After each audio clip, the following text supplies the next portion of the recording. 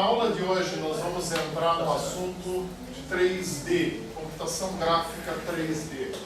Como tudo que nós vimos até agora, a gente vai continuar trabalhando com modelos de arame, só que nós vamos evoluir o sistema gráfico interativo de vocês, para vocês terem condições de modelar e representar objetos como o famoso Boolean. De início, na aula de hoje, nós vamos ver duas coisas. Nós vamos, por um lado, ver estruturas de dados para representação de objetos em 3D. Por outro lado, nós vamos ver transformações, as transformações, as primitivas, em 3D. Vocês já viram em 2D, agora nós vamos ver como é que a gente generaliza para 3D. Vocês vão ver que a rotação é especialmente interessante. E nós vamos ver uma forma da gente representar na tela bidimensional objetos em 3D. Essa forma de representação ela se chama projeção paralela, e é a forma mais simples e mais antiga que nós temos de fazer esse tipo de representação. Então, para isso nós vamos usar o PowerPoint da aula. Então, a ideia é iniciar falando de estruturas de dados. Como nós tínhamos visto lá no começo da disciplina, na computação gráfica a gente vai ter um jogo de dois conjuntos de componentes. Por um lado, nós vamos ter um mundo e a representação deste mundo armazenada no computador. E essa representação desse mundo, ela tem que ser o mais fiel possível àquilo que o mundo é. Então, a partir do momento que nós saímos do mundo 2D, onde a gente tinha o universo 2D, a gente tinha uma representação 2D, e nós vamos para uma representação em 3D, nós vamos ter coisas complexas como essas que existem no espaço. E nós precisamos, por um lado, ter as transformações necessárias para nós interagirmos com isso aqui, movermos objetos de lugar, mudarmos o tamanho do objeto, rotacionarmos objetos e assim conseguirmos fazer essas animações assim por diante dentro do mundo. Mas nós vamos também precisar de uma coisa a mais que nós não tínhamos antes.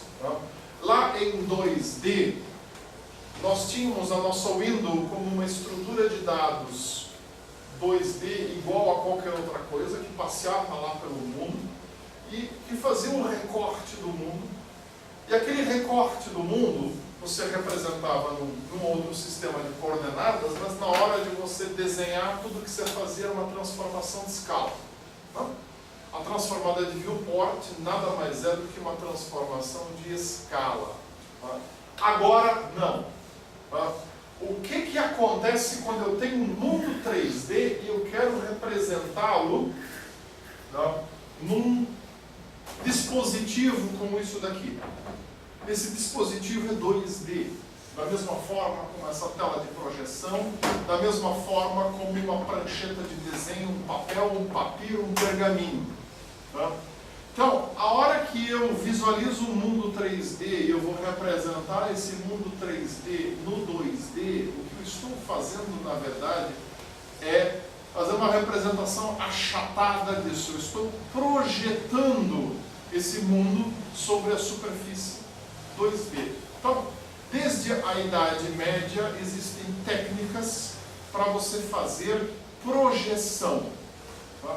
Inclusive, o próprio termo projeção vem daquele dispositivo que, no final da Idade Média, começo da Renascença, se tinha para você fazer desenhos de observação simplificados, a tal da câmara obscura.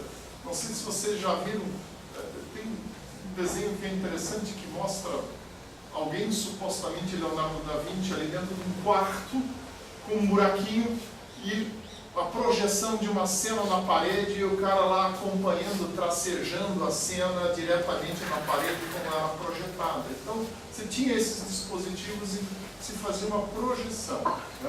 Então, Desenvolveram-se técnicas para usar a prancheta de desenho.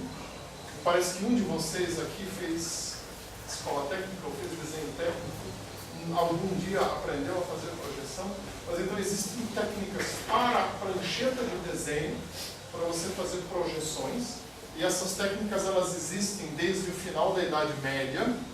A gente vê, inclusive, que tem uma que se chama projeção cavaleira, e ela está relacionada com as cruzadas na história dela. Né? E existem as projeções mais avançadas que a gente chama de perspectiva, que são projeções realistas, que a gente não vai ver hoje, nós vamos ver lá na aula da semana que vem. Tá? Mas em todo caso, eu preciso ter uma transformação adicional. Então a gente viu até agora que o sistema gráfico ele tinha dois componentes. Tá? Tinha a representação do mundo e tinha um conjunto de transformações que você fazia com esses objetos do mundo. Uma parte dessas transformações eram transformações dentro do mundo e uma parte dessas transformações eram transformações de visualização, e neste caso a gente só tinha uma bem bobinha que era transformada de viewport. Agora, o nosso rol de transformações de visualização vai incluir transformações de projeção. Inicialmente projeções paralelas e depois a gente vai ver projeções em perspectiva. Então, vamos começar entendendo como é que a gente vai criar um mundo 3D, criar uma representação interna de um mundo 3D. Então, existem alguns requisitos quando eu quero representar um universo qualquer. Seja ele 3D, 4D, 5D, ND, etc. A ideia é que quando eu projeto estruturas de dados que me permitam representar esses objetos, tá, eu vou ter que ter acesso rápido, simplicidade e economia de memória. Tá? Isso são três requisitos que são importantes. Não adianta eu dizer, não, eu tenho um objeto lá no mundo 3D, é uma bola. Tá? A bola, ela tem uma superfície, a superfície da bola real é composta por moléculas. Eu vou representar cada molécula da bola como um ponto, e eu vou pegar e representar a minha bola como uma nuvem de pontos no espaço, e aí desenhar cada ponto. Dá para fazer. Tá? Ninguém vai querer fazer. Tá? Eu vou dizer, não, mas a minha resolução está ruim, eu só tinha 10 milhões de pontos, eu vou botar 1 bilhão de pontos para eu poder dar um zoom nessa bola e ela continuar realista. Não é uma ideia viável, né? Então, a gente já viu uma estrutura de dados que nós estávamos usando nos modelos de ALM em 2D, tá? E essa estrutura ela pode ser expandida, mas também existem outros modelos em 3D que são interessantes, a gente vai dar uma olhada neles, mais do ponto de vista teórico, prático. Mas, quando nós estivermos vendo computação gráfica avançada lá na frente, a gente vai voltar a esses modelos. Então, vamos ficar com esses três requisitos em mente. Tá? Além disso, evitar ambiguidades. Isso aqui é uma coisa importante, tá? Principalmente na área do desenho técnico. Tá? Eu quero representar uma peça que vai constituir uma parte do motor de automóvel, sei lá, eu vou projetar um virabrequim, tá? Aquele eixo cheio de voltas assim que tem lá embaixo dentro do motor. Eu tenho que projetá-lo de um jeito e ele, na hora que eu for tirar as medidas para construir, ou na hora que eu pegar o modelo dele e eu levar para um torno de controle numérico e mandar usinar aquela peça, a forma dela tem que ser inequívoca. Não dá para eu olhar para aquilo e ser que nem aqueles jogos de perspectiva que a gente tem no final daquelas revistinhas de palavra cruzada da Coquetel, ou seja lá o que for, tá? Aonde você olha um troço, dependendo de como é que você olha, parece de um jeito, parece de outro, e você não sabe bem como é. Tá? Então, as estruturas de dados que nós formos criar, elas têm que ter uma interpretação inequívoca, elas não podem dar margem a interpretações diversas, como a gente tem, por exemplo, num desenho do Escher. Não? Meus filhos no colégio estão vendo isso aqui agora, inventaram um conceito de interdisciplinaridade na escola, onde estão tentando dar topologia matemática, desenho, arte e tudo junto numa coisa só, estão torturando eles com Escher. Então, vocês já devem ter visto isso. Isso aqui é uma brincadeira de perspectiva. Se você olhar, a água está descendo, não? Ela desce, desce, desce, desce, cai na cachoeira e cai aqui, continua a descer. Você tem uma cachoeira moto contínuo aí. Né? Isso é um truque de perspectiva. Né? Então, truques de perspectiva são bons para a arte. Em computação gráfica, tá? Eu posso até forçar uma situação desse tipo, tá? Fazendo um desenho. A ideia é que as estruturas de dados em 3D que eu tenho não me permitam fazer isso, nem por querer e nem sem querer. Tá? Isso é uma coisa importante, de eu não poder ter ambiguidades. Né? Porque se você pensar aqui, eu botar isso aqui num sistema de coordenadas, tá? Sei lá, x, y, x, z e y, aqui a coordenada y, isso aqui é ambígua. Está acima ou está abaixo daqui? Se eu for por aqui, isso aqui está no y abaixo daqui. Agora, se eu for por aqui, isso aqui está no y acima daqui. Não dá. Não? Então, a ideia é que a gente construa estruturas de dados onde eu não corro este risco. Tá? Então, evitar ambiguidades é uma questão importante. Suportar interação, também uma coisa importante. Tá? Aquela ideia da representação molecular como nuvem de pontos para qualquer objeto é um modelo que, para eu fazer interação, dá, mas é complicado. Tá? A ideia é que eu faça estruturas de dados que sejam simples de se aplicar, uma rotação, um escalonamento, algum tipo de distorção, alguma outra coisa, tá? E que isso aconteça nessa estrutura de dados de uma maneira eficiente. Por extensão, transformações geométricas, tá? Operações de combinação, construção, etc., também deveriam ser suportadas. Nas estruturas de dados simples de modelo de arame que a gente vai usar, isso não é tão fácil. Tá? Eu vou citar rapidamente hoje um modelo geométrico que se chama geometria construtiva, onde isso aqui é fácil de fazer. A gente, quando mais lá para frente nós formos ver Ray Tracing, a gente vai trabalhar com Ray Tracer que suporta a geometria construtiva, e aí vocês vão poder brincar com esses conceitos. Hoje vocês só vão ouvir falar que eles existem. Tá? E obviamente a ideia é termos generalidade. Tá? A não ser que eu vá fazer um sistema gráfico que é para uma aplicação muito específica, tá? Sei lá, alguma coisa que serve só para fazer topologia, eu só vou ter pontos e conexões, eu não preciso de mais nada além disso. Tá?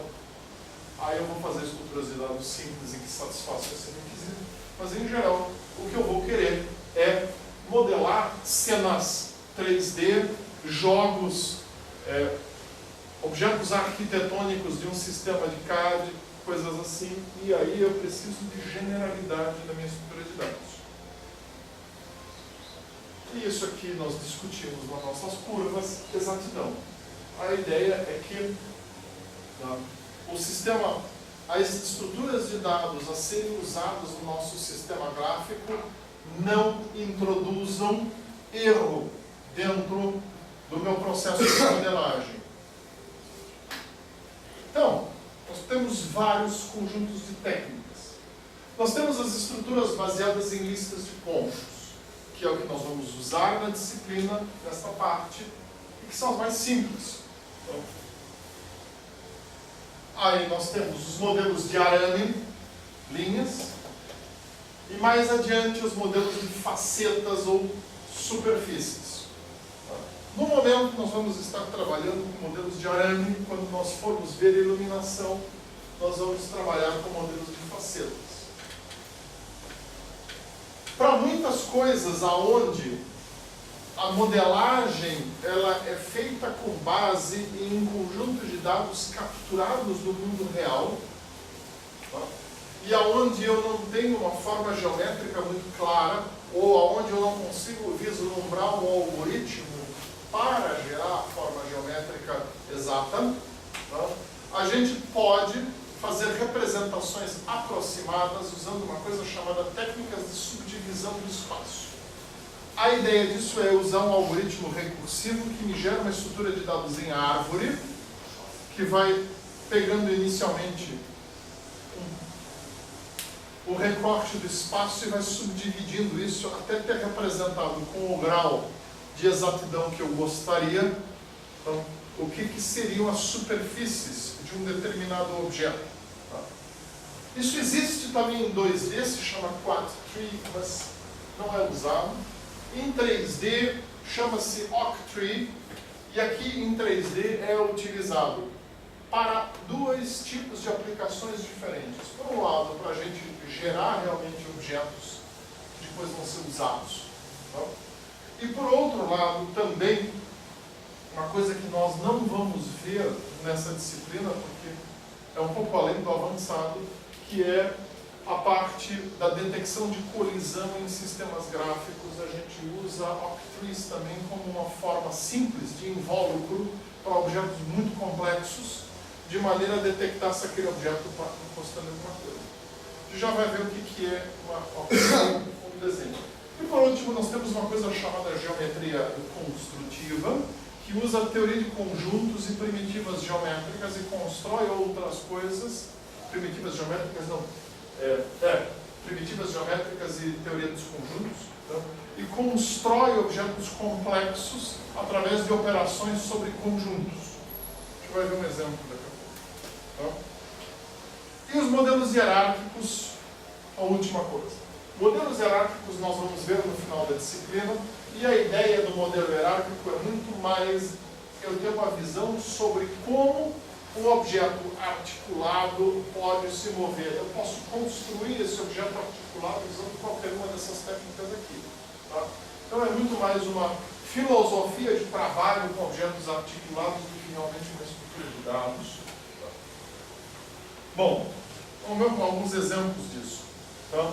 Então, lista de pontos é o que nós já conhecemos. Para nós irmos ao 3D, nós vamos ter que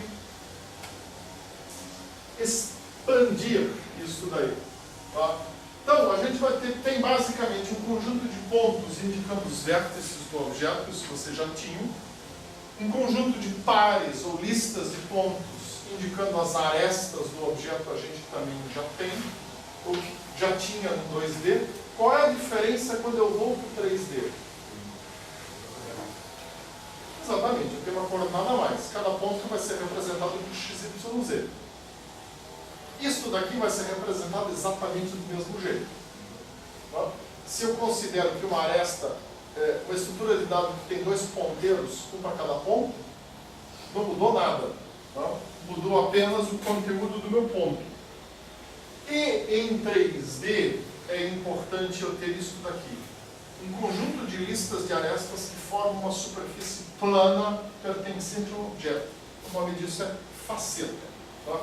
Então, sempre que eu vou trabalhar com modelos de ponto aresta, quando eu vou para o 3D, tá? Eu tipicamente vou organizar os meus modelos de ponto aresta em subsuperfícies planares. Tá? Eu nunca vou usar uma superfície não plana. Tá? Isso aqui é importante, porque a hora que eu der uma cor, eu só vou conseguir iluminar superfícies planas, porque eu preciso depois da normal a superfície para calcular a quantidade de luz refletida. Tá? Então isso aqui, mesmo que vocês não vão usar agora, é importante vocês pensarem na sua modelagem. Tá? As superfícies que eu vou ter são sempre superfícies planas. Eu posso, se eu quiser, sinteticamente fazendo um objeto, trabalhar com facetas de 4 pontos, por exemplo. Daqui a pouco a gente vai ver que essa não é uma ideia muito boa. Tá? Então, eu teria aqui o quê? eu tenho os meus vértices, que eu represento em coordenadas x, y, z. Eu tenho as minhas arestas, que são pares de pontos.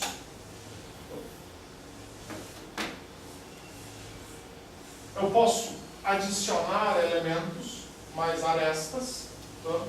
E eu vou ter que incluir nesta representação, tá, também a minha lista de facetas. Tá?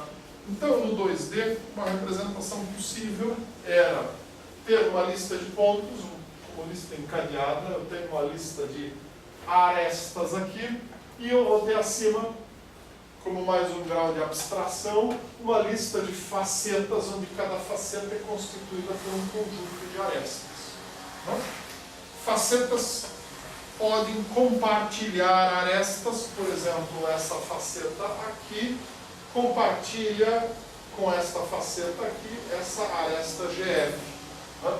Por isso a ideia mais interessante é eu tenho representações de arestas e as minhas facetas contêm ponteiros para as arestas. De maneira a eu não ter que ficar repetindo dados. E da mesma forma, as arestas contêm ponteiros para os pontos. Dessa forma, se eu for fazer uma transformação com um objeto qualquer, uma rotação, escalonamento, alguma coisa, tudo que eu tenho que fazer é transformar os pontos. O resto é consequência. Eu não preciso atualizar mais nada. Se eu fosse representar um objeto 3D como uma coleção de facetas, aonde eu colocaria explicitamente o valor do ponto em cada faceta, eu teria uma montanha de ponto repetido. Tá? Isso dificulta o meu processo de transformação deste objeto. Tá? Você vai ficar com torcicolo aí, não quer sentar mais para cá? Tá? Muito bem. Então aqui tem um exemplo de o que a gente pode conseguir fazer com o modelo de arame. Tá? Isso aqui é uma representação do esqueleto de um pé. Isso eu peguei no site da Universidade de Graz, na Áustria. Tá? Aqui a gente tem uma representação feita a partir do crânio de uma paciente aqui do nosso sistema de telemedicina. Tá? Então nós geramos esses dados aqui usando o algoritmo. Tá? Eu vou explicar esse algoritmo quando a gente chegar lá. No momento não nos importa isso. Tá?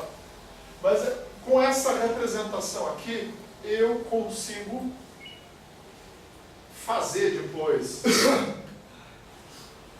uma representação de facetas, eu consigo iluminar, eu consigo fazer um monte de coisa com isso daí, absolutamente sem problemas. Tá? Então, por isso que é prático a gente trabalhar com isso. Vamos ver se eu consigo mostrar para vocês esse troço funcionando. Dá uma olhada aqui.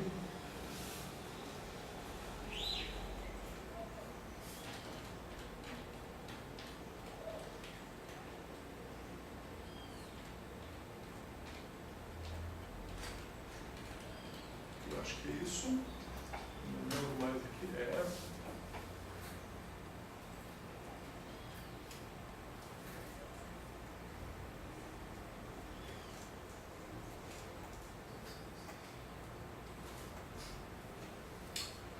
Copiar isso aqui rapidamente. Tá?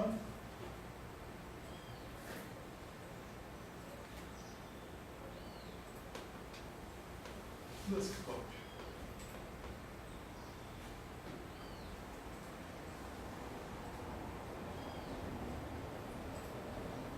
Vamos ver, cadê o conjunto de dados aqui?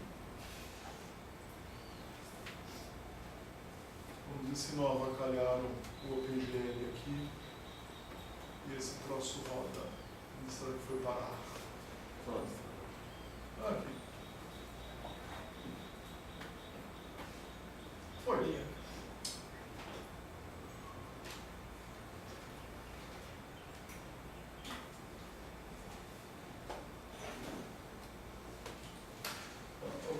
Esse computador é um pouco rápido.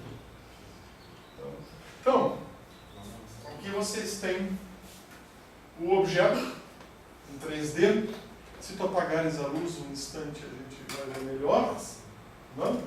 Tá? Então, isso aqui é uma coisa bastante simples. Eu vou passar, quando nós chegarmos lá, eu vou passar o algoritmo que a gente usou para fazer isso aqui. Tá? Aqui a gente tem uma representação em projeção paralela e aqui a gente tem uma representação em projeção em perspectiva. Tá? Vocês vão ver o porquê da diferença. A gente vai ver isso hoje, calma. E aqui. Opa.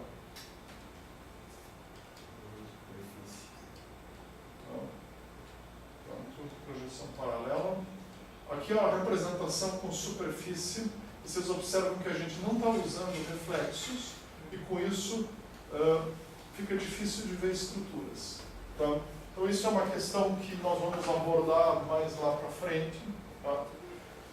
Mas vocês estão vendo que o modelo de arame desse simples, isso é um programinha bobo que eu fiz rapidamente aí para demonstrar isso aqui.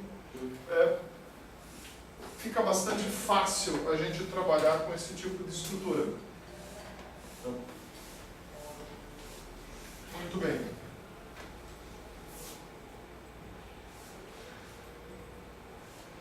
Vamos voltar ao Moodle onde nós estávamos aqui. Aqui a gente tem mais um desenho do Escher com mais uma ambiguidade. Muito bem. Aqui tem mais um exemplo do que dá para fazer com o modelo de arame. O que tu usa para fazer o programa que... Aqui não é OpenGL. OpenGL? Aqui foi em OpenGL. Tá? E você pode pensar em fazer esses modelos usando os parâmetros mais variados. Aqui a gente pegou simplesmente a cor e atribuiu coordenada y à cor x e z a esse plano. E com isso a gente conseguiu fazer uma representação dos furos. Temos uma cor aos furos. Então a gente pode ser criativo com isso e bastante longe para isso. Então, para você gerar modelos de arame, tá, você pode, por um lado, entrar com esses dados. É o que vocês vão fazer. Tá? A entrada de dados vai ser feita no sistema gráfico de vocês, simplesmente entrando nos conjuntos de dados do mesmo jeito como vocês têm feito até agora. Vocês podem fazer isso com o mouse, ou vocês podem criar uma interface de usuário, abrindo uma janela onde você entra com os dados. A ideia é que também o sistema gráfico interativo de vocês seja capaz de ler arquivos .obj. Então você também pode ter a opção de abrir o Blender ou um outro software lá, fazer um desenho qualquer, exportar em OBJ e carregar dentro do sistema gráfico que você está desenvolvendo. Também é uma alternativa que eu até sugiro vocês testarem. Tá? Na aula prática de terça, a gente vai revisar a questão do OBJ de vocês e vamos ver se vocês conseguem estendê-lo para objetos 3D. Tá? Então, quando eu tenho um objeto como, por exemplo, a cabeça lá da paciente de vocês, que a gente viu agora, existem outras técnicas para você adquirir dados. Então, existem algoritmos para você trabalhar com isso.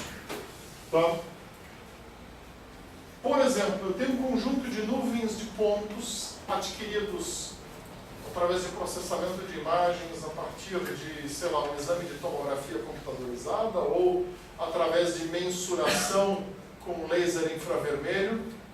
O que eu faço com essa nuvem de pontos? Então, a forma mais simples é a interpolação poligonal, onde você toma as bordas de um objeto qualquer, ou pega os pontos, e você vai substituindo por um polígono com o grau de acuidade que você deseja. Em 2D, isso já é o resultado que você queria. Em 3D, você pode definir uma direção qualquer e fazer isso em diversos pontos, diversas camadas, gerando polígonos paralelos, que depois você vai ligando. Então, para a gente ligar polígonos, a gente precisa tomar um cuidado. Tá? Que é o seguinte, quando eu estou gerando artificialmente uma faceta qualquer, eu posso garantir que essa faceta ela é planar, dando as coordenadas corretas. Tá? Porém, se eu estou trabalhando aqui, eu não tenho essa garantia. Né? Alguém me empresta uma folha de papel? Qualquer folha de papel.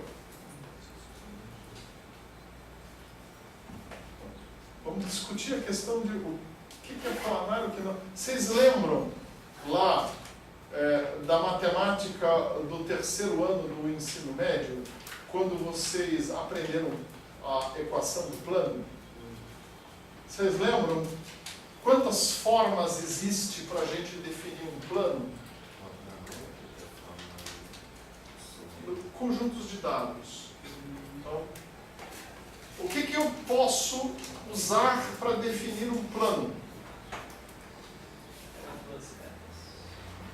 Duas retas. Duas retas, 3 pontos, ou duas retas paralelas, 3 pontos, ou um ponto de uma reta. 2 pontos não paralelos.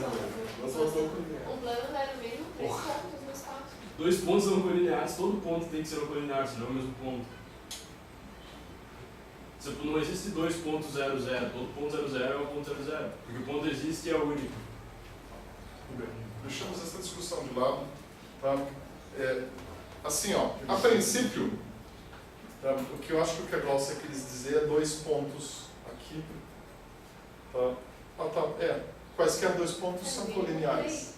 3 pontos não colineares. Isso. As duas retas paralelas não formam. Não necessariamente Se é separar, Exatamente, duas retas não. Eu posso ter 2 retas paralelas no ou mínimo 3 pontos. É que 2 retas paralelas é uma redundância, é 3 um pontos. par de retas que se intersectam. Isso, Não? exatamente. Tá? Um par de retas que se intersecta ou um par de retas paralelas ou simplesmente 3 pontos. Tá? Então assim, com 3 pontos eu sempre defino um plano. Tá? Eu posso definir um plano com mais de 3 pontos, mas mais de 3 pontos não necessariamente são coplanares. Então vamos imaginar este pedaço de papel. Tá? No momento, a gente pode imaginar as extremas desse papel como sendo coplanares. Tá? Ele está aqui balançando, então existe aí uma tolerância ao que é coplanar. Tá? Mas a princípio é um plano. Agora, se eu fizer isso aqui, eu tenho as 4 extremas desse quadrado, desse retângulo aqui, mas não são mais coplanares. E eu posso perfeitamente pegar esses 4 pontos e tentar definir uma geometria qualquer por esses 4 pontos. Eu não tenho garantia de que 4 pontos são coplanares. Se eu tiver 3 pontos, eles sempre me formam um triângulo. Não tem como 3 pontos não serem coplanares. Tá? Então, é em função disso, obrigado pelo papel, é em função disso que quando nós vamos construir facetas a partir de dados coletados de um fenômeno qualquer, tá? Eu ia dizer fenômeno natural, mas não precisa, pode ser uma coisa que se inventou, tá? Nós sempre vamos criar facetas triangulares. Tá? A gente pode até fazer um pós-processamento depois que verifica se 2 facetas vizinhas são coplanares, se elas forem uni-las. Tá? Mas isso é um pós-processamento, não é o que a gente faz de início. Tá? O OpenGL, por exemplo, tem isso, ele faz isso internamente, se cria facetas, ele verifica, tenta verificar se elas são coplanares, a princípio não é uma coisa muito difícil, né? É só você pegar a normal das diversas facetas e ver se a normal tem a mesma direção e sentido, então são coplanares. Tá? Mas, a princípio, se elas forem vizinhas, né? Elas poderiam estar assim, e terem normais iguais. Mas se elas se ligarem e tiverem a mesma normal, é porque na verdade são coplanares. Né? Então, esse teste não é difícil, mas você não começa gerando isso dessa forma. você começa criando triângulos. Então existe um algoritmo que é chamado de single branching, tá? Que é o algoritmo típico de geração de triângulos. Tá?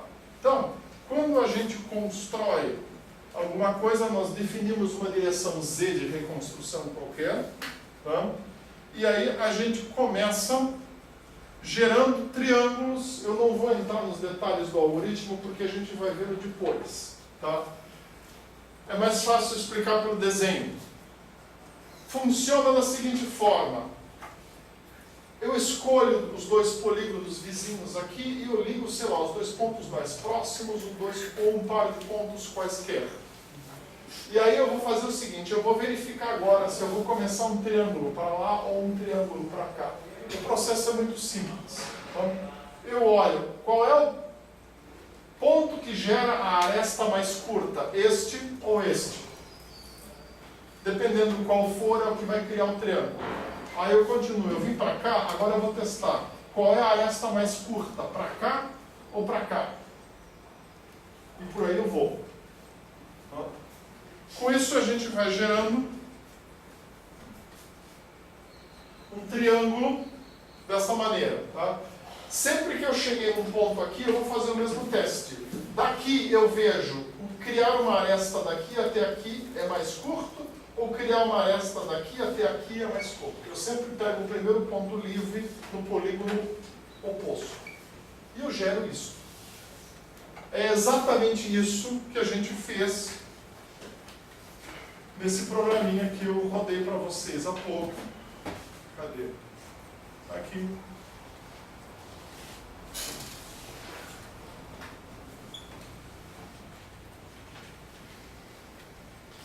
Tá?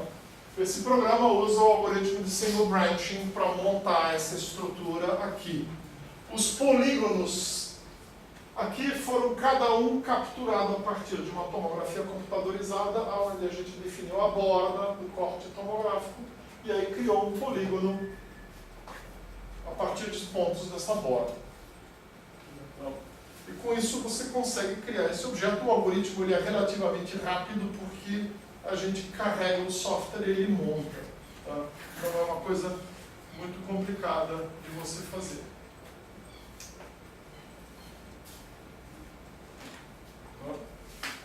Então, finalizando, o que você vai ter num modelo desses de arame? Tá? Você vai ter uma lista de superfícies, aqui nós estamos exemplificando superfícies de 4 pontos, pode ser de 3 também, quando você vai ter ponteiros para arestas e onde você vai ter ponteiros para os pontos. Os dados estão aqui. Uma transformação com isso eu faço somente sobre os dados, o resto é consequência. Então, aí a gente pode produzir isso daqui. Isso aqui é aquele exemplo que vocês acabaram de ver agora usando iluminação a sério. Nós calculamos a normal para cada uma das superfícies e a gente calculou um valor de reflexo para cada uma dessas superfícies, dependendo do ângulo que a normal tem com a fonte de luz e do ângulo que a sua visada tem com essa normal. Tá? Isso agora é avançado, a gente vai ver isso mais lá na frente, só para vocês terem uma ideia do efeito que a gente consegue ter com isso. Tá? E esse ainda não está perfeito, vocês estão vendo que existem quebras aqui. Isso pode ser melhorado ainda usando Gouraud, que é uma coisa que a gente também vai ver. Tá? Então, aqui tem mais um exemplo, agora esse é com Gouraud, já usando reflexo e usando suavização. Então, isso é uma artéria aorta abdominal.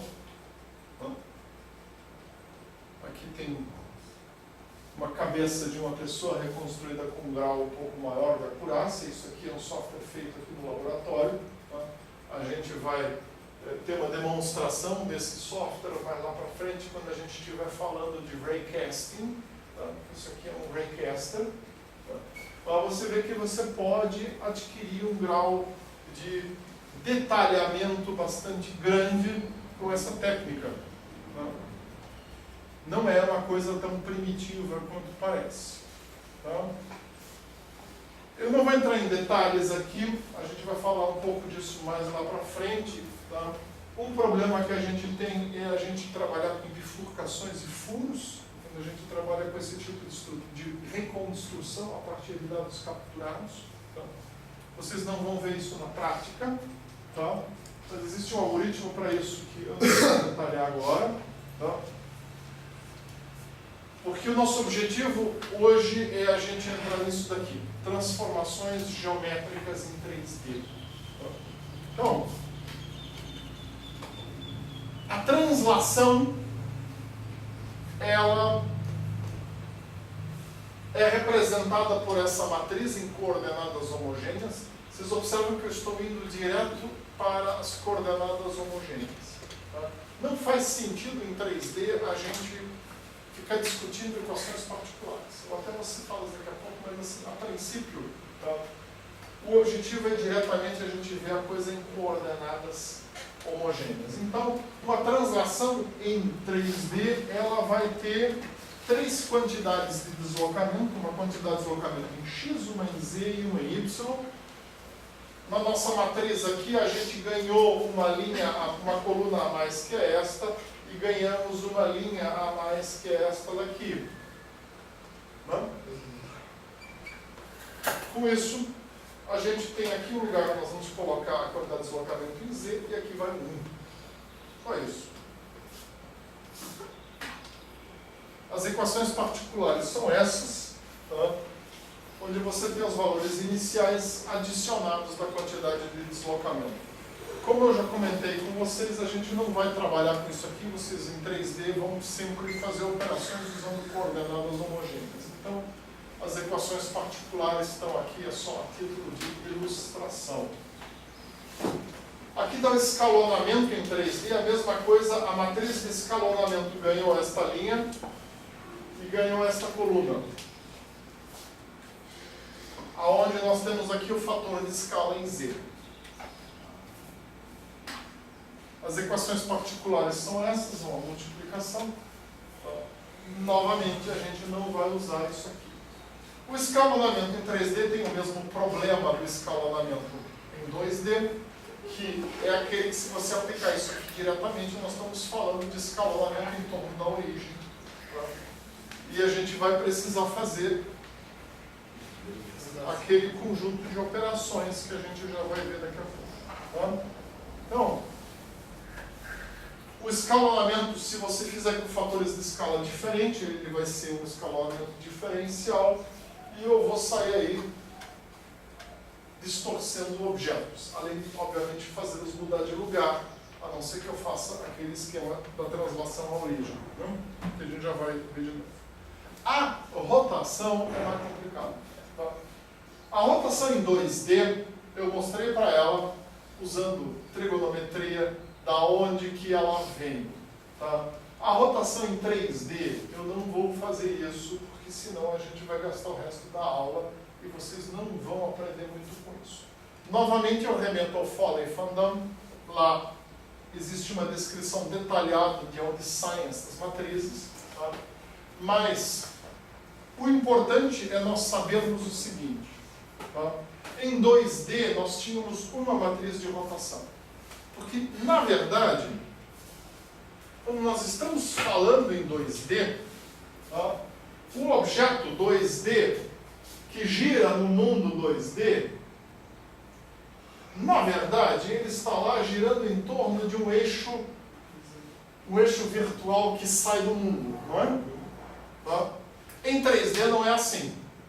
Tá? Nem em 3D e nem em qualquer outro D maior ou igual a 3. Tá? Aqui a gente vai trabalhar com eixos que estão dentro do mundo, e esses eixos são sempre todos eles. Tá? Então, no caso do 3D, nós temos 3 eixos, ao redor dos quais pode ocorrer uma rotação. Então, nós vamos ter uma rotação em torno do eixo X. Se isso aqui é o mundo de vocês, imaginem que o eixo X é essa barra aqui embaixo. Então, uma rotação em torno de X, ela acontece assim, ó. Tá? Nós temos a rotação em torno de Y, esse eixo aqui. Então, uma rotação em torno de Y acontece assim. E nós temos a rotação em torno de Z. Z seria o eixo que sai aqui do quadro. Tá? Então, uma rotação em torno de Z seria uma rotação assim. Tá? Cada uma destas rotações é expressa por uma matriz. Tá. Mas eu estou fazendo um joguinho. Tá? Aqueles típicos joguinhos onde alguém corre lá por algum calabouço qualquer e produz um monte de sangue pelo caminho. Bom, e agora eu estou vendo o meu dragão lá que quer me atacar, e o dragão ele vai se virar para mim. Ele não vai se virar nem em torno de X, nem em torno de Y, e nem em torno de Z. Ele vai se virar em torno de si mesmo e para mim. E ele está meio empoleirado numa pedra lá, ele está torto. Como é que eu faço? Tá? Combinação entre X e Y. A gente vai ter que decompor. Tá? Então, é isso aí. Tá? Vamos supor que eu tenho uma rotação que vai acontecer no mundo, não lá na origem, mas sim aqui, e ela vai acontecer assim. Tá? Para eu conseguir fazer isso, eu vou ter que decompor esta rotação que é genérica nas suas componentes x, y e z, executar, e esse é o meu resultado. Esse processo de decomposição ele não é tão simples, porque eu vou ter que determinar o ângulo, tá? Aí eu vou ter que fazer algumas operações para ter esse meu eixo de rotação alinhado com algum dos eixos do mundo e o meu objeto lá na origem. Aí eu rotaciono e aí eu vou trazer esse objeto de volta. Tá? Então, vocês estão me olhando com aquele olhar de eu não entendi. Eu não esperava que vocês entendessem. A gente vai ver agora um desenho para entender isso. Então, primeiro, ilustrando as rotações primitivas. Tá? Então, Rx é em torno do eixo x. Se o meu objeto está aqui e eu mando rotacionar em x, ele não vai rotacionar assim, ele vai rotacionar assim, porque o eixo dele está aqui. Da mesma maneira, se o objeto está aqui, eu mando rotacionar em y, esse vetor de distância aqui vai se manter, que é o raio de rotação. Então, o meu raio de rotação vai ser este, isso que é a rotação em torno de y, e a mesma coisa em z. Meu eixo z está aqui, o objeto está aqui, eu mando rotacionar em torno de z, esse raio aqui se mantém constante e o objeto rotaciona em torno de z, né? Como está representado aí. Tá? A rotação genérica, aqui representada por um bully e não por um dragão, tá? Ela vai acontecer de uma maneira diferente. Tá? Primeiro, eu vou ter que determinar qual é o meu eixo de rotação. Esse tipicamente eu sei. Tá? No mínimo porque eu mesmo inventei e dei. Tá?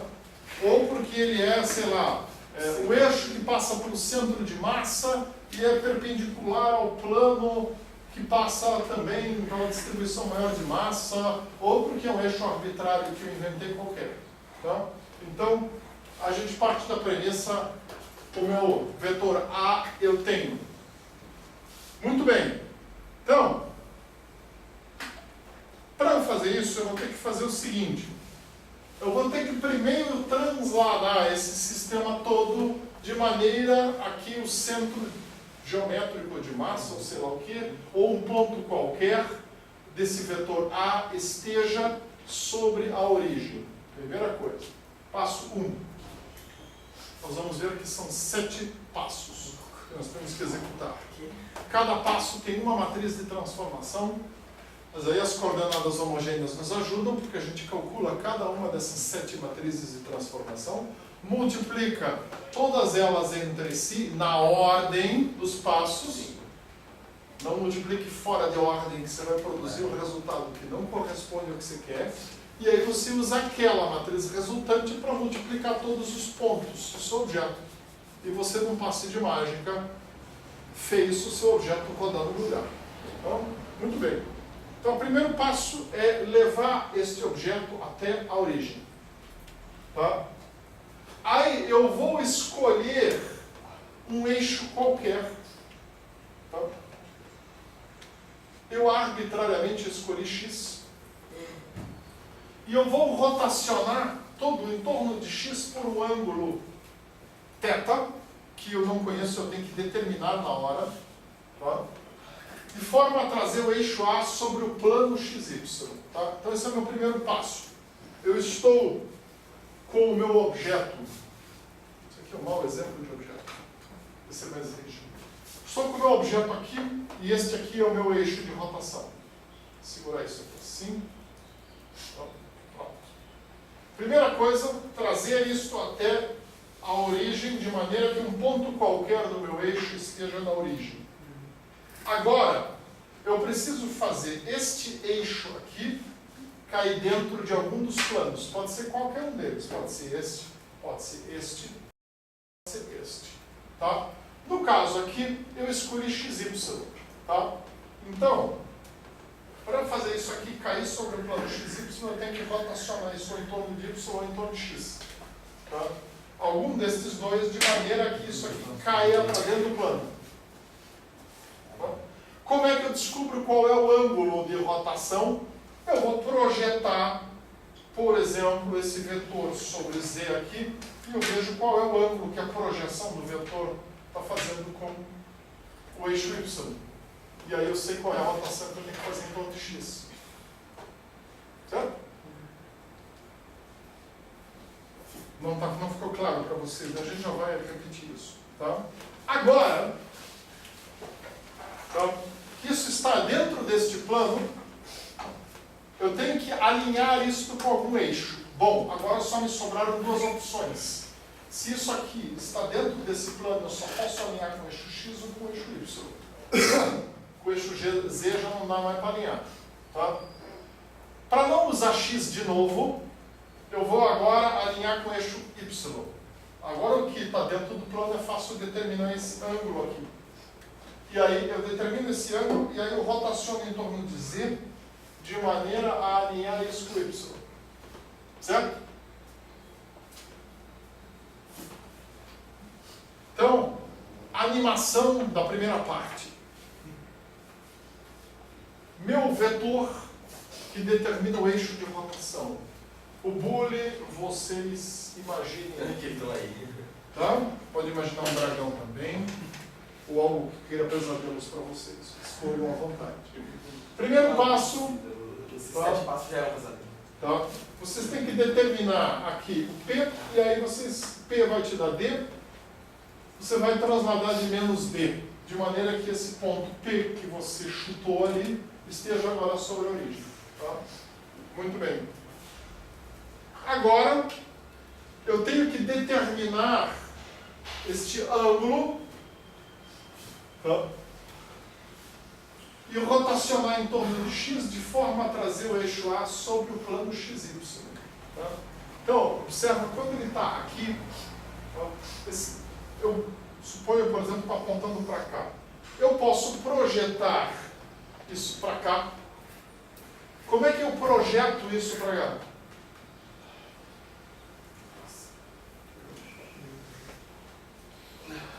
Todo o eixo daquele. Gente, olha só, isso tem coordenada x, y e z. Se eu ignorar a coordenada x, pegar só a coordenada y e z, eu tenho uma projeção do vetor sobre esse plano aqui.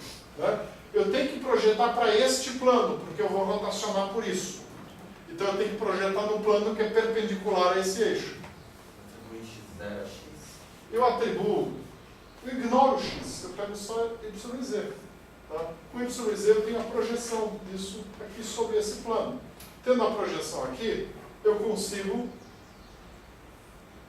determinar esse triângulo aqui. Isso aqui é a hipotenusa de um triângulo, né? Tá? E eu quero saber o que? Eu tenho o valor de z e eu quero saber o ângulo entre a hipotenusa e o cateto adjacente. Esse é o ângulo de rotação, esse é o ângulo daqui para cá. O ângulo oposto complementar é o ângulo que eu tenho que rotacionar isso aqui. Tá? Ou eu faço ao contrário. Tá? Eu digo que isso aqui é meu triângulo. Tá? Então, eu quero a hipotenusa, eu quero, esse aqui é o meu cateto dado por Z, tá? E eu quero o ângulo aqui entre a hipotenusa e o cateto oposto. Ó, tanto faz, depende de onde eu venho. De um jeito ou de outro eu determino esse ângulo aqui. E esse é o ângulo de rotação que eu vou aplicar aqui. Tá claro? Rodeio.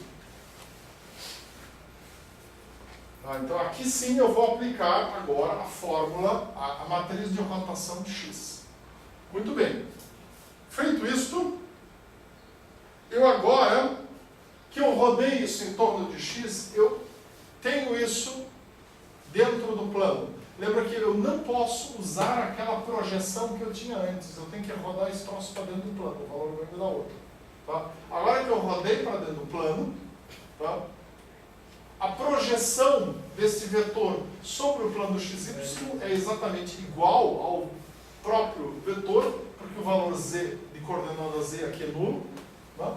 Muito bem. Agora sim, eu tendo isso daqui, novamente, tá? Eu posso pegar o valor de y e calcular o ângulo com o cateto oposto e aí determinar o ângulo complementar aqui e com isso determinar qual é a rotação. Eu vou ter que rotacionar isso em torno de alguma coisa para alinhar isso aqui com um dos eixos. Tá? Aqui, por efeitos didáticos, eu faço primeiro por x e depois por y, que é, eu alinho com y e depois rotaciono com y, quer dizer, eu vou rotacionar em torno de z agora, tá? Para não criar confusão. Senão a gente tem duas vezes x aqui. Tá? Então, vou rotacionar em torno de z e alinhei com um eixo. Agora que eu alinhei com o eixo, eu finalmente posso rodar. Então, lá no script do meu jogo, dizia que o dragão virou 27 graus na direção da vítima. Agora sim, o ângulo que eu quero virar isso é 27 graus. Esse eu sei. Tá? É o ângulo que eu queria antes. Agora eu vou rotacionar em torno disso de 27 graus. Então, vamos ver isso lá.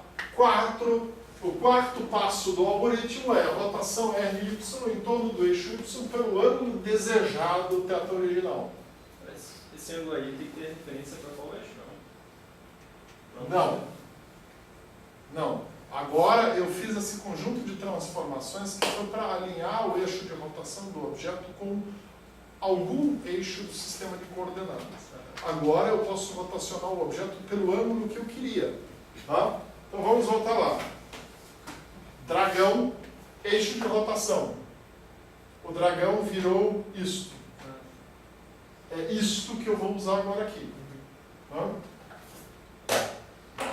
Muito bem. E agora sim eu vou desfazer a rotação em torno de z, botando o meu eixo de volta lá no plano XY. Agora eu vou desfazer a rotação em torno de x, de forma a botar o meu vetor, meu eixo de volta apontando para o espaço, onde ele estava antes. E agora eu vou desfazer a translação de maneira a botar o meu objeto de volta lá onde ele estava. E acabou. Tá. Então, nós temos aqui 7 matrizes de transformação. Estas 7 matrizes de transformação, elas têm que ser calculadas, cada uma delas. Para calcular estas duas aqui e as outras duas do outro lado lá que a gente viu, no passo 2 e passo 3, você precisa, a cada um dos momentos, determinar um ângulo. Tá? Esse ângulo você vai ter que determinar ali algebricamente e tal. Feito tudo isso, você consegue gerar as matrizes e aí você multiplica as matrizes e aí você simplesmente pega e aplica essa matriz ao seu objeto, a todos os pontos do objeto, e o objeto rotaciona lá no espaço, no lugar onde ele está. Então, a animação do resto, rotaciona em torno de y pelo ângulo original.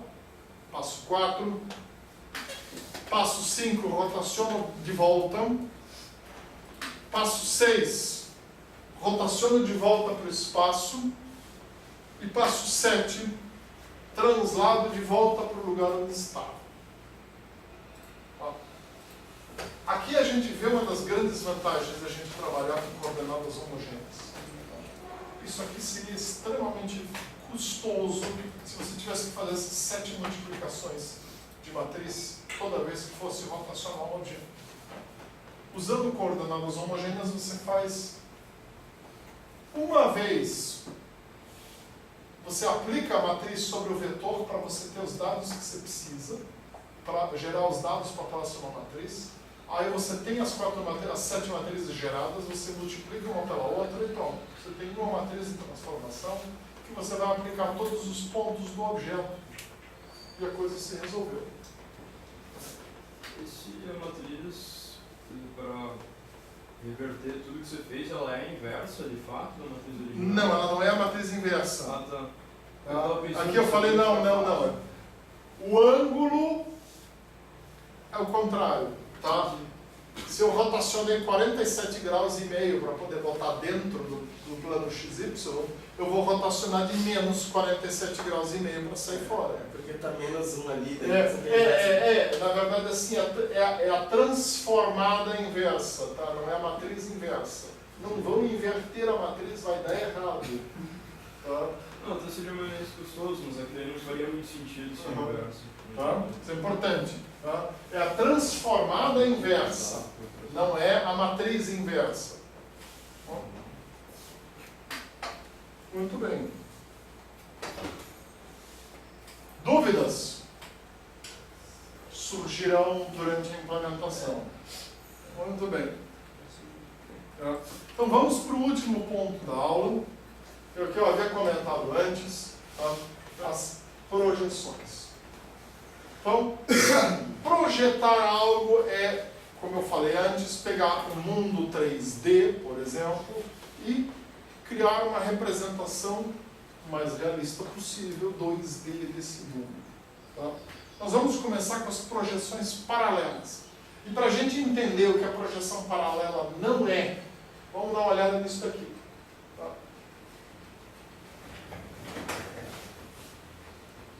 Aqui existe uma coisa plausível e existe uma coisa não plausível.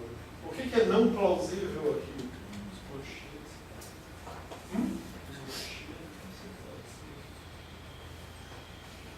Tudo bem. Tem uma ilha ali dentro de uma geladeira. Hã? Um negócio bizarro dentro da geladeira. Na minha geladeira não costuma ter isso. Mesmo quando eu como uma coisa estragada, eu vejo outra coisa dentro da geladeira depois. O que é plausível? Plausível é a questão de que você está abrindo a geladeira, tá? E você está vendo isso daqui, você sabe que isso daqui está mais próximo do seu olho do que isso daqui. Por quê? A câmera está posicionada como se fosse assim. Como é que você sabe que a câmera está posicionada assim?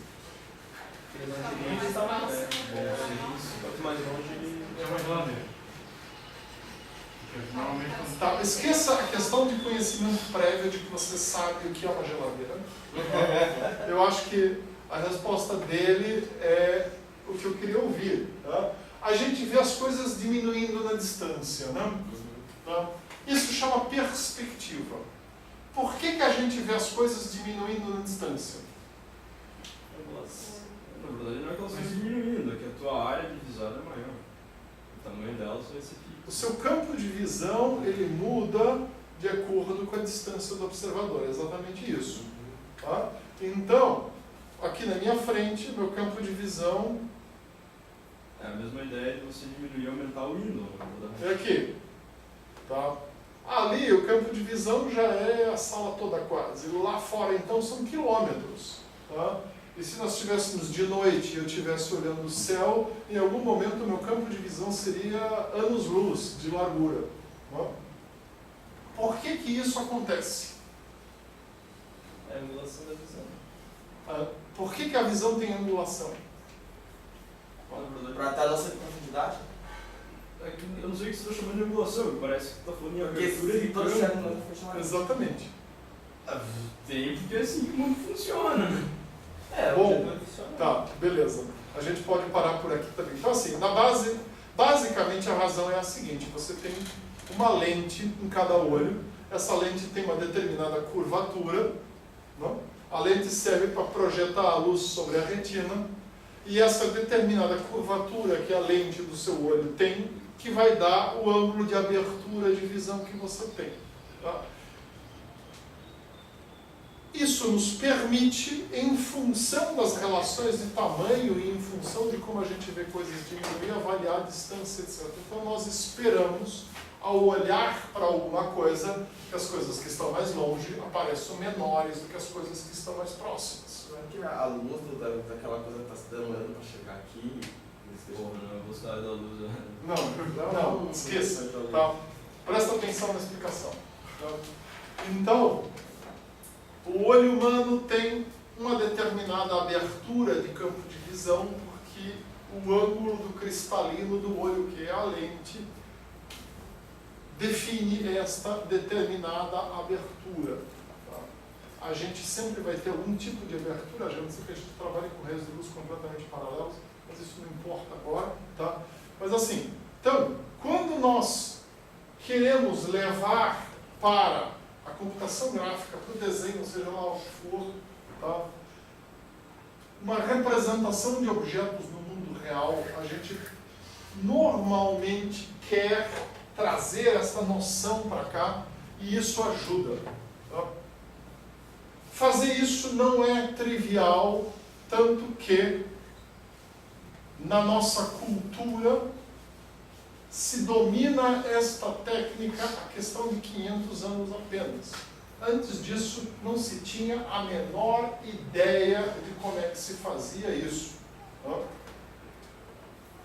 E nós vamos começar também aqui trabalhando com formas de projeção simples que não levam em consideração a distância do objeto do observador.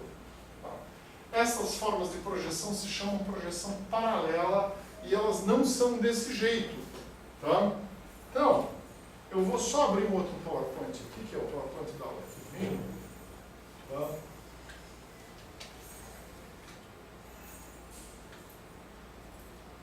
Porque ele tem um exemplo bastante interessante aqui.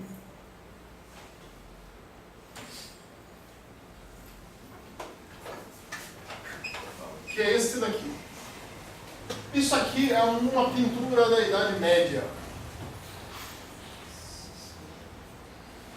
Tá? Mais ou menos 1300, 1400, já não sei a data exata dessa pintura, mas é uma coisa que não é tão antiga assim. Tá? O que chama a atenção nisso daqui? Tem uma nossa primitiva dimensional. A perspectiva está zoada, né? Essa mesa aqui tá plana. Essa mesa hexagonal aqui, ela está esquisita. Na verdade, não, se você medir, dá um hexágono direitinho. Tá? Os muros parecem indo para lá. O muro está caindo, tá? Mas tudo bem que provavelmente essa rainha princesa, ela deve ser rainha, porque ela está com coroa aqui. Então essa rainha aqui está princesa. Essa rainha aqui, ela parece desmesuradamente grande aí. Apesar de a gente esperar, sei lá, a rainha é maior que o resto, não sei. Mas assim, várias coisas incomodam aqui. Mas, nesta época em que se fez esta pintura, é isso que se conseguia fazer. Tá? Às vezes o pessoal saía chutando alguma coisa de tamanho maior, tamanho menor, mas era chute. Não existia nenhuma técnica por detrás. Tá?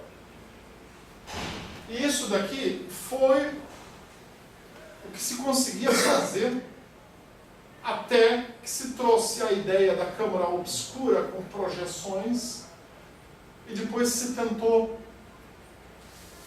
reproduzir isso com técnicas mais concretas dentro do mundo do desenho.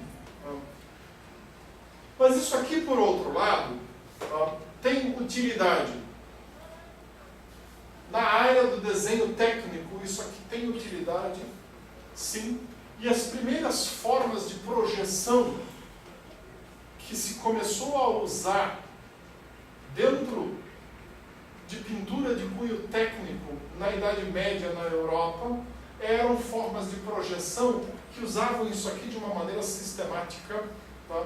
E bastante exata. Tá? A gente vai ver aqui, o ângulo aqui é de 45 graus, ó, né? Não parece? Se você olhar aqui, ó, é um ângulo de 45 graus. Não é por acaso. Isso aqui provavelmente é um pedaço de alguma estrutura murada onde esse ângulo no mundo real é de 90 graus. Ele foi representado aqui nessa pseudo-perspectiva, tá, com 45 graus, e isso daqui, na verdade, é uma técnica de desenho chamada perspectiva cavaleira, que a gente vai daqui a pouco dar uma olhada, que os europeus trouxeram das cruzadas, por isso o nome perspectiva cavaleira, porque era uma técnica usada pelos árabes no projeto de fortificações. Os europeus aprenderam isso quando estiveram lá destruindo fortificações árabes e trouxeram essa técnica. E a partir daí começou a exploração sistemática de técnicas de desenho na Europa, que levou ao desenvolvimento de técnicas de perspectiva e assim por diante. Então,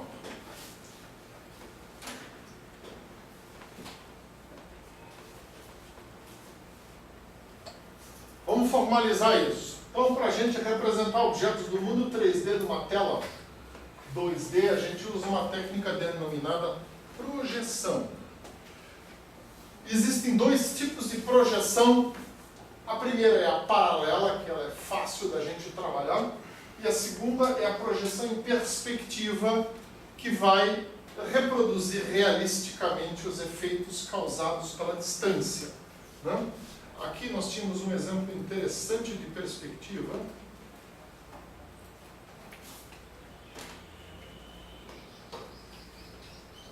Isso aqui é uma calçada rolante em algum dos muitos aeroportos pelo planeta que tem túneis intermináveis. Tá? E para nós está óbvio que esse túnel é longo, bem longo, extremamente longo, porque você vê ele indo aqui até quase desaparecer ali. Tá? Diminuindo, diminuindo, diminuindo. Então, isso nos passa essa impressão, e isso aqui é uma consequência do aumento gradual do campo de visão, determinado pela curvatura do cristalino do olho. Tá? Isso aqui é perspectiva. E fazer isso não é simples. Então, durante muito tempo no desenho não se dominou isso e se trabalhou com as técnicas de projeção paralela que a gente vai ver aqui, vocês vão implementar primeiro. Então, para isso a gente vai ver primeiro alguns conceitos de projeção em computação gráfica. Tá? Então, a primeira coisa que vai mudar é que a window de vocês vai ter uma representação no mundo que a gente chama de plano de projeção. Tá? A window continua existindo como um objeto que é 2D, mas ele é um objeto que existe no mundo 3D. Vocês podem imaginar assim, ó. A window, ela passa a ser o campo de visão, a tela mental, ou seja lá o que for que você quiser chamar do seu avatar, e ela está lá pegando aquilo que o seu avatar está olhando. Tá? Então, a window vai passar a ser um objeto que você pode passear pelo mundo. Tá?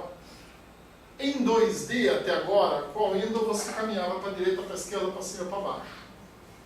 Você até podia rotacioná-la, assim não tinha muita utilidade. Tá? Agora, você tem a window no mundo e você tem todos os 3 graus de liberdade. Você pode ir para lá, para lá, para lá, rodar, ir para cá, subir, dar uma volta, descer. Tá? Então você vai poder aplicar todas as transformações que você aplica a qualquer objeto no mundo 3D, também a sua window. E o mundo vai ser sempre a parte que está na frente da window e está sendo projetado sobre ela. Para eu conseguir fazer isso, eu vou continuar tendo que ter o sistema de coordenadas da window, eu vou continuar tendo que ter os meus eixos U e V na minha window, tá? Só que agora a window em si é um objeto que existe no espaço 3D. Com isso, a minha window, ela vai ter um centro, que vai ser a origem do meu sistema de coordenadas, VU da window, e eu vou trabalhar com uma normal a esse plano definido por o IV, tá? Que eu vou chamar de VPN, tá? A normal ao plano de visada, View Plane Normal, significa VPN. Tá? Que a gente pode, se a gente quiser transformar isso num sistema de coordenadas 3D, chamar de eixo N. Na prática a gente não precisa dele, eu posso definir a VPN aqui como um vetor que está lá no centro da window. Tá?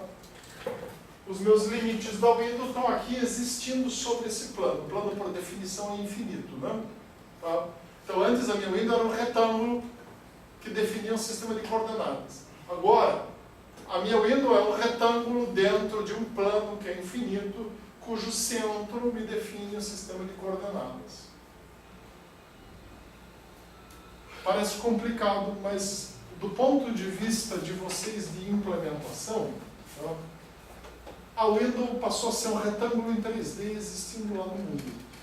Banal. Tá? É bastante simples. E esse retângulo em 3D ele tem uma normal que você precisa. Porque a normal é a direção de visada. Tá? Para quem eu estiver olhando, a normal está apontando. Tá? A normal aponta para frente. Para o lado para onde eu olho. Tá? Então, aqui, ó, nesse desenho aqui, o mundo que vai ser projetado sobre a window está aqui. O que está aqui vai ser projetado. O que está aqui está atrás do seu avatar, não é visível. Tá? Então, eu vou continuar tendo que fazer transformações de coordenadas, mas eu já sei que aquilo que receber coordenada n negativa está fora do meu campo de visão, com certeza. Tá? Então, essa é a normal ao plano de visada. A gente também pode falar em direção de projeção, que é um vetor com a mesma direção e sentido oposto ao VPN, que é para onde eu vou projetar. Na prática, a gente não vai usar. É para reflexão, né? Na hora de usar luz. A gente vai ver que é um pouco diferente depois, tá? Então, na projeção paralela, eu tenho um paralelepípedo de projeção. Tá? Eu posso considerá-lo infinito, como eu posso dizer que a partir de uma certa distância eu ignoro os objetos. Eu sugiro vocês usarem isso daqui para ficar mais fácil. Aqui, por uma questão formal, eu estou pegando as coisas atrás do plano e também incluindo no paralelepípedo. Existem sistemas gráficos onde às vezes você implementa isso. Às vezes você simplesmente ignora o que está atrás e só pega o que está na frente. Tá? Muito bem. Então, a projeção paralela. Lá, quando a gente trabalha com desenho técnico, a gente costuma visualizar uma peça que a gente vai representar projetada de forma paralela. Dessa maneira, eu envolvo ela por planos perpendiculares. Tá? E aí, eu represento projeções de diversos pontos de vista. Você fez desenho técnico? Você sofreu com isso. Pois é, em computação gráfica é tão mais fácil que você não tem que fazer nada disso. Tá? Mas é primeiro para entender a origem, de onde é que vem isso daqui. Tá? Então, o que nós vamos fazer aqui? Tá? Então, a direção de projeção é essa daqui, sempre paralela ao VPN. Tá? E eu posso trabalhar com projeção paralela, ortogonal ou não ortogonal. Tá? O que acontece? Tá? A projeção paralela não ortogonal é a forma mais antiga de se simular perspectiva. Tá? E é aquela do exemplo do quadro medieval ali. Tá? Aquilo é uma projeção cavaleira, usando 45 graus, não 30, como é a típica cavaleira. Tá? Nessas, a direção de projeção não é perpendicular ao plano de projeção. E com isso a gente consegue inventar coisas. Então a cavaleira típica é 30, naquele exemplo que eu mostrei lá era 45, e tem uma outra que chama cabinet, que usa 60, é um pouquinho diferente. Tá? A gente não vai entrar nesses detalhes aqui. Eu não sei se eu tenho aqui, eu acho que no outro PowerPoint, eu tenho um exemplo. Deixa eu só dar uma olhada aqui. O exemplo é até interessante.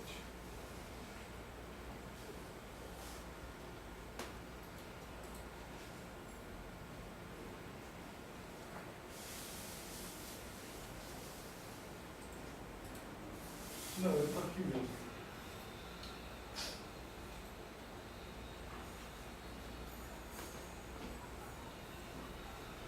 Aqui. Tá? Então, a gente já vai voltar lá para o outro. Então, isso aqui são dois exemplos de projeção cavaleira usando 30 graus. Tá? A direção de projeção de um dos eixos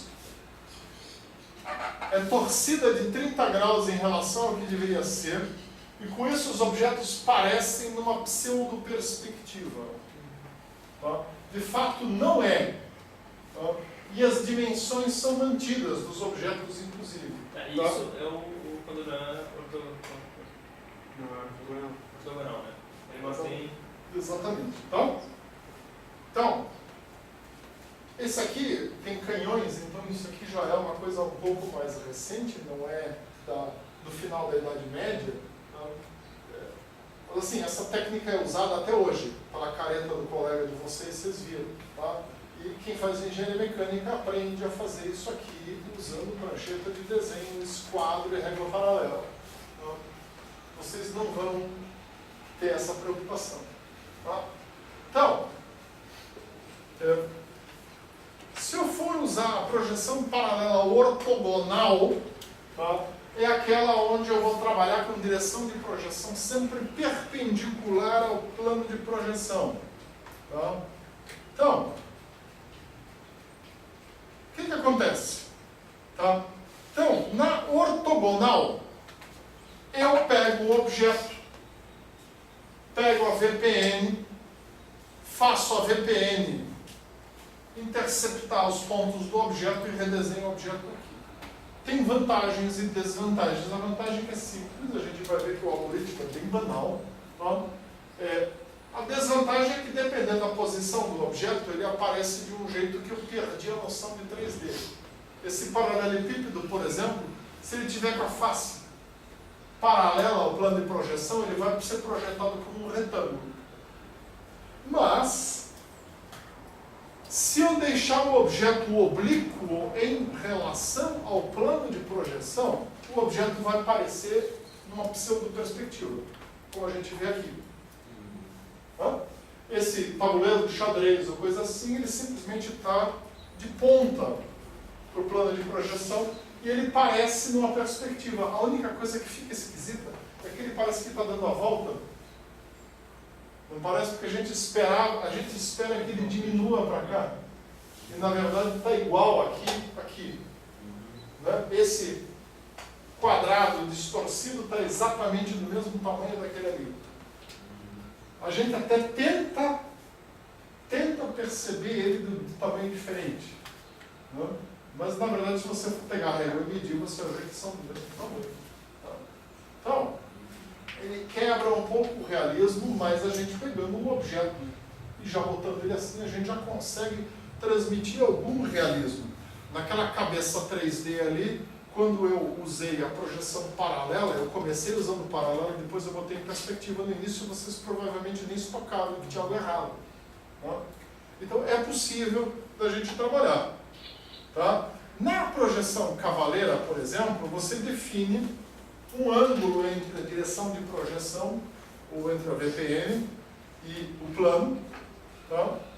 E com isso você tem esse efeito aqui, os objetos parecem distorcidos. A vantagem de eu trabalhar com a VPN oblíqua é que eu posso pegar meu objeto, pegar as medidas do objeto e sair desenhando. Tá? Com isso a gente consegue inclusive, fazer projeções assim. Aqui tem um erro, né? Então, eu peguei isso da internet. E um objeto desse tipo. Eu tenho aqui 3 projeções ortogonais, e aí eu tenho uma projeção oblíqua. E na minha projeção oblíqua eu apresento uma pseudo-perspectiva do objeto. Então, se vocês forem fazer um sistema para desenho técnico, isso aqui vai ter importância. Apesar que sistemas CAD se fazem isso. Tá? Mas eu posso, na projeção, está vendo isso? Ah, tá. Clique de mouse. Na projeção paralela, ortogonal, eu posso trabalhar com o meu objeto rotacionado. Por exemplo, assim. E o objeto vai aparecer em pseudo-perspectiva. Tá bom. Bem mais interessante, muito menos complicado. Tá? Em computação gráfica, onde eu consigo fazer esses cálculos fácil. Fazer isso aqui na prancheta de desenho é mais complicado, para eu conseguir as medidas certas do objeto. Mas aqui é simples. Tá? Então, como é que a gente vai fazer isso? Tá? Você vai trabalhar do mesmo jeito que você trabalhava para levar as coisas para o sistema de coordenadas da Windows. A diferença é que agora as minhas coisas estão em 3D. Então, eu vou começar transladando o centro da Windows para a origem e levando o meu mundo inteiro junto. Agora o mundo em 3D. Tá? Eu vou determinar a normal, o plano de projeção. Vou decompor os ângulos da normal com x e y. Lembra, a minha Windows pode estar de qualquer jeito. Tá? Eu estou olhando para lá e a minha origem do sistema de coordenadas está aqui. Tá? Então eu vou rotacionar o mundo em torno de x e y de forma alinhável que é n com eixo z. Vou ignorar todas as coordenadas z dos objetos. Ou, se eu não quiser que aquilo que está atrás de mim seja projetado, eu tenho que primeiro eliminar tudo que teve coordenada z negativa. Vou normalizar o resto para coordenadas de Windows. E vou clipar em 2D. E vou aplicar a transformada de viewport. Acabou. Então, isso aí é o algoritmo de projeção paralela ortogonal muito simples. Faz exatamente tudo aquilo que eu falei antes. Mais fácil do que na prancheta. Tá? E observe o seguinte, aqui eu vou gerar uma matriz. Aqui eu vou gerar uma outra matriz. E estas duas eu posso multiplicar uma pela outra e gerar uma única matriz de transformação. Tá? Eu não preciso fazer duas partes. Eu preciso sim trasladar o centro para a origem para poder determinar a VPN antes. Tá? Mas depois disso eu posso gerar uma matriz de transformação para aplicar no mundo. Tá? Eu posso, inclusive, se eu quiser calcular a minha matriz para gerar a normalização, e também multiplicar com essa aqui, depois com essa aqui, e ter uma matriz que me faz tudo isso aqui. Uma única multiplicação de matriz, tá? Faz a translação, faz a rotação e faz a normalização. Acabou. Tá? E aí eu tenho o troço já representado em termos de coordenadas da Windows e eu só preciso clipar.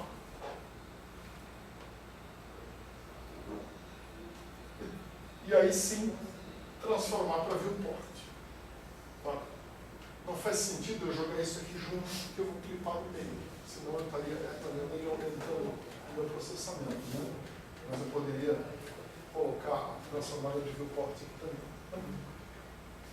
Bastante simples.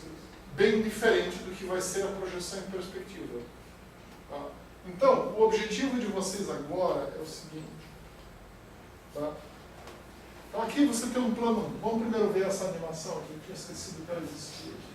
Tá? Então suponha, aqui está um plano de projeção qualquer. É a sua Windows passeando pelo mundo. Está olhando para lá. Tá? Então esse é o campo de visão do seu avatar. Primeiro, e aqui está um objeto. Tá? Esses são os objetos do seu mundo aí. Muito bem. Primeira coisa que você vai fazer é transladar tudo de maneira que o centro esteja na origem. Tá? Aí você vai determinar esse ângulo e vai rotacionar de maneira a alinhar com o eixo X. Com o eixo Z, perdão. Tá? Feito isso, o objeto está aqui. Agora, você vai ignorar as coordenadas Z e o objeto vai parar ali, sobre o plano. Agora, você clipa e é isso que você joga para a transformada de viewport. Claro?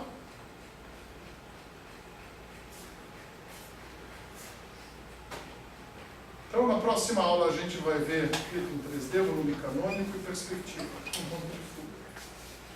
Então, o que vocês vão fazer nesse trabalho? Tá? Implementar uma classe .3D capaz de realizar as 3 transformações básicas. Implementar uma classe objeto 3D capaz de representar um modelo de arame que tem as seguintes características: lista de segmentos, e é capaz de fazer as operações básicas. Então, e lista de facetas não está aqui ainda. Lista de facetas é importante. Tá? E implementar uma projeção paralela ortogonal. Tá? Gente, essa parte aqui é fácil, então tá? Nós demos bastante folga aí no resto dos trabalhos. Tá?